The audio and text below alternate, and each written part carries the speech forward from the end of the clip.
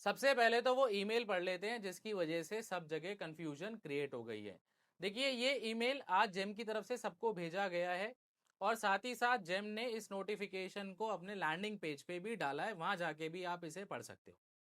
क्या बोला गया है? This is to inform you that the during a recent review of catalogues on the government e market place it has been observed that some of your catalogs have the product brand marked as NA।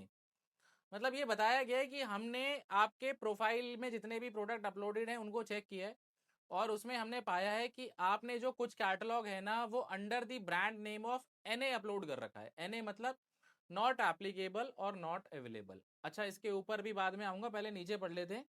As per the GeM CMS 3.0 policy, CMS का मतलब है catalogue management system 3.0 policy, product brands must be correctly classified under one of the following categories only. ये बताया गया है कि GeM की policy 3.0 के अकॉर्डिंग जो ब्रांड है ना वो फॉलोइंग के अकॉर्डिंग ही हो सकते हैं। मतलब पहला क्या है, या तो आपके पास रजिस्टर्ड ब्रांड होना चाहिए, मतलब रजिस्टर्ड ट्रेडमार्क होना चाहिए।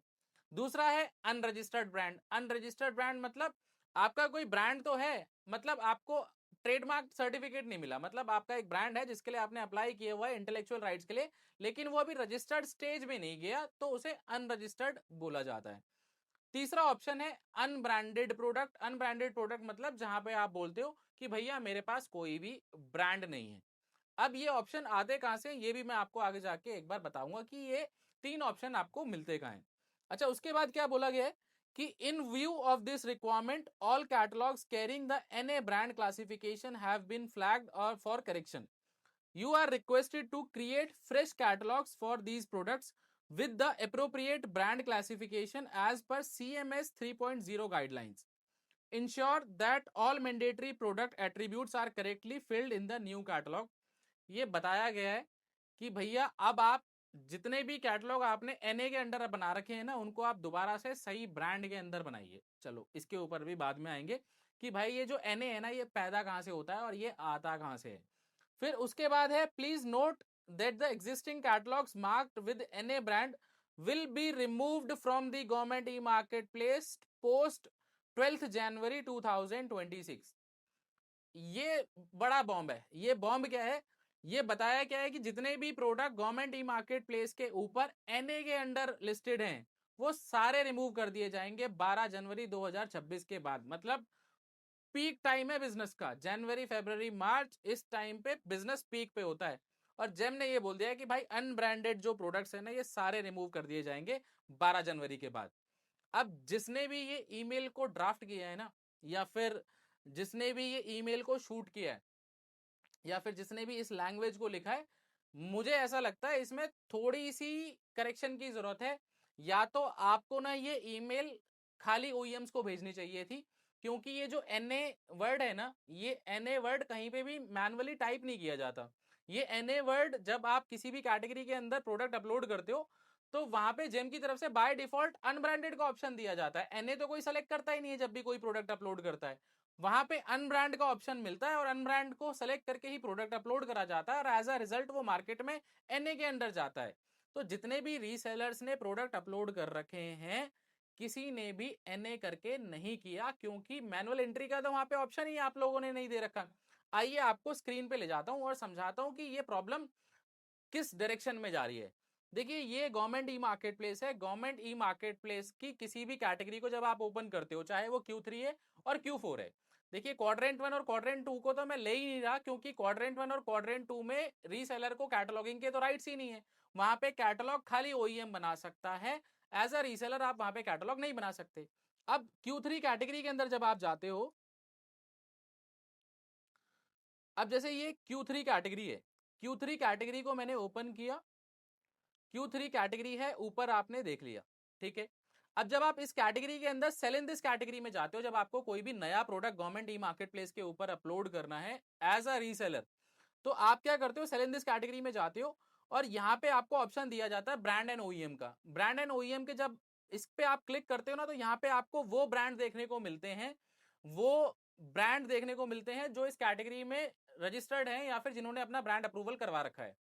अब लास्ट में अगर आप यहां पे देखोगे ना तो अनब्रांडेड का ऑप्शन जेम की तरफ से बाय डिफॉल्ट Q3 और Q4 कैटेगरी में दिया जाता है।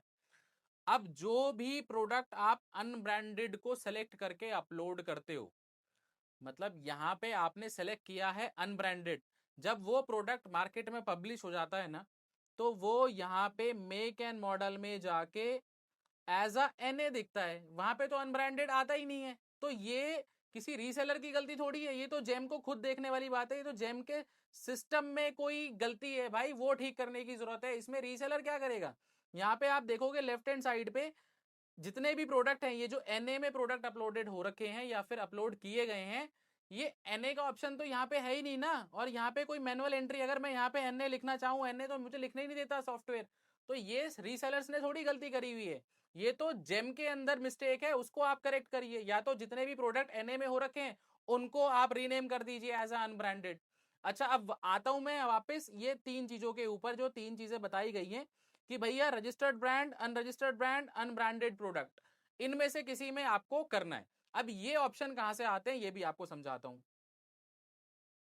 जब आप किसी भी कैटेगरी के अंदर प्रोडक्ट अपलोड करते हो तो यहाँ पे ड्रॉप डाउन में आपको ब्रांड देखने को मिलते हैं, जो ब्रांड उस कैटेगरी के अंदर रजिस्टर्ड है, और अनब्रांडेड का ऑप्शन आपको दिया जाता है। मतलब इसको सेलेक्ट करोगे तो ऑटोमेटिकली वो एनए में चला जाता है। अब अगर आप ब्रांड अप्रूवल कराना चाहते हो और आप चाहते हो कि आपका जो प्रोडक्ट है वो अनब्रांडेड ना होके आपका खुद के ब्रांड में जाए और इस लिस्ट में भी आपका ब्रांड दिखे, तो यहाँ पे ऑप्शन आता है could not find your brand, click here to add, मतलब ब्रांड अप्रूवल के लिए आपको जाना है। अब ब्रांड अप्रूवल के लिए जब आप जाते हो ना यहाँ पे, तो यहाँ पे आपको वो तीन ऑप्शन मिलते हैं जो जेम ने बताए हैं, मैं दिखाता हूं आपको। देखिए यहाँ पे ये तीन ऑप्शन है, we own registered trademark for a brand. अगर आपके पास ट्रेडमार्क सर्टिफिकेट है तो यहाँ पे आप अपना ब्रांड नेम डाल के ब्रांड अप्रूवल करा सकते हो, तो आपका ब्रांड वहां पे लिस्ट में देखने को मिल जाता है। अब ये जो नीचे वाले दो ऑप्शन है ना जो मैंने आपको समझाए हैं, एक है अनरजिस्टर्ड वाला और दूसरा है कि भैया हमारे पास कोई ब्रांड नहीं है। अनरजिस्टर्ड मतलब कि हमारा कोई ब्रांड तो है लेकिन हमने उसके ट्रेडमार्क के लिए अप्लाई किया हुआ है जो अभी तक हमें मिला नहीं है। तो अगर मैं इस पे सेलेक्ट करता हूं तो ये तो मुझे करने ही नहीं देता, क्योंकि ये ऑप्शन खाली ओईएम्स के लिए ओपन होता है जब वो अपनी वेंडर असेसमेंट को कंप्लीट कर देते हैं या फिर करवा लेते हैं। तो अगर आपके कहने का ये मतलब है कि अब आपको भी वहां पे अनरजिस्टर्ड ब्रांड में करना है या फिर अनब्रांड में करना है, तीसरा ऑप्शन यहाँ पे ये होता है कि हमारे पास कोई भी ब्रांड नहीं है, तो उस केस में क्या होता है, जिन लोगों ने अपना ओईएम पैनल करवा रखा होता है, अनब्रांडेड डैश उनकी कंपनी के नाम से वो प्रोडक्ट मार्केट में लाइव चला जाता है। तो अगर आपके ईमेल का मतलब ये है कि अब ये रीसेलर्स के लिए भी ये दोनों ऑप्शन खोल दिए जाएंगे, तो आपको वहां पे क्लियरली लिखना चाहिए। और दूसरी बात, अगर आपका ईमेल खाली ओईएम्स के लिए है तो आपको ये खाली ओईएम को बोलना चाहिए था कि हमने ये नोटिस किया है कि भैया कुछ ओईएम्स के जो प्रोडक्ट हैं वहां पे इमेज हमें दिख रही है कि वो किसी ब्रांड की है लेकिन वो एनए के अंदर अपलोडेड है, तो आप उसे करेक्ट करो। रीसेलर का भाई साहब इसमें कोई भी रोल नहीं है, ठीक है। तो बहुत सारे लोग इससे परेशान हो जाएंगे, बहुत सारे लोगों को समझ में नहीं आएगा और केओस क्रिएट हो जाएगा, क्योंकि सबको ऐसा लग रहा है कि भैया सब उड़ने वाला है हमारे लिए। तो भैया जितने भी रीसेलर्स हैं अभी तक परेशान होने की जरूरत नहीं है मेरे हिसाब से, आगे कोई फर्दर अपडेट आएगा तो मैं आपको बता दूंगा, क्योंकि इस ईमेल का कोई भी सेंस नहीं बनता। क्योंकि जो एनए में प्रोडक्ट मार्केट में जाते हैं ना, वहां पे एनए किसी ने रिसेलर ने कभी डाला ही नहीं है, वहां तो अनब्रांडेड सेलेक्ट किया जाता है Q3 में से, और जब वो प्रोडक्ट पब्लिश हो जाता है तो वो ऑटोमेटिकली एनए के अंदर चला जाता है। तो आप भी कमेंट करके मुझे जरूर बताइएगा कि सही बोल रहा हूँ कि नहीं बोल रहा हूँ, और अगर आपके दिमाग में भी कुछ ऐसा सोल्यूशन है जहां पे आपको लगता है कि इसे फॉलो करके करेक्ट किया जा सकता है तो कमेंट करके जरूर बताइएगा।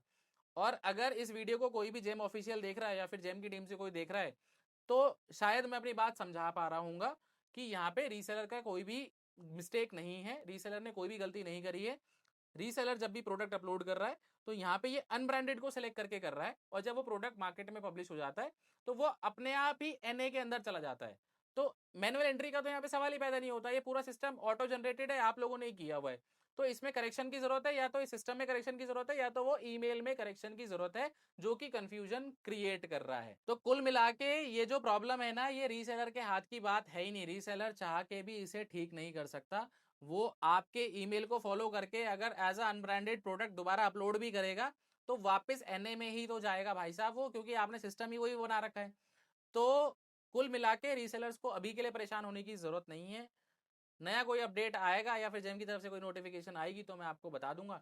बाकी हर एक उस भाई तक ये वीडियो को पहुंचा देना जो शायद इस ईमेल को देख के परेशान हो रहा हो क्योंकि बहुत सारे लोगों को ऑलरेडी परेशानी होने लग गई, स्टार्ट हो गई है, क्योंकि उनको ऐसा लग रहा है कि भाई अब तो बिजनेस का टाइम है और कैटलॉग ही उड़ गए तो पता नहीं क्या ही होगा, ना ही टेंडर पार्टिसिपेट कर पाएंगे और ना ही कोई बिजनेस हो पाएगा।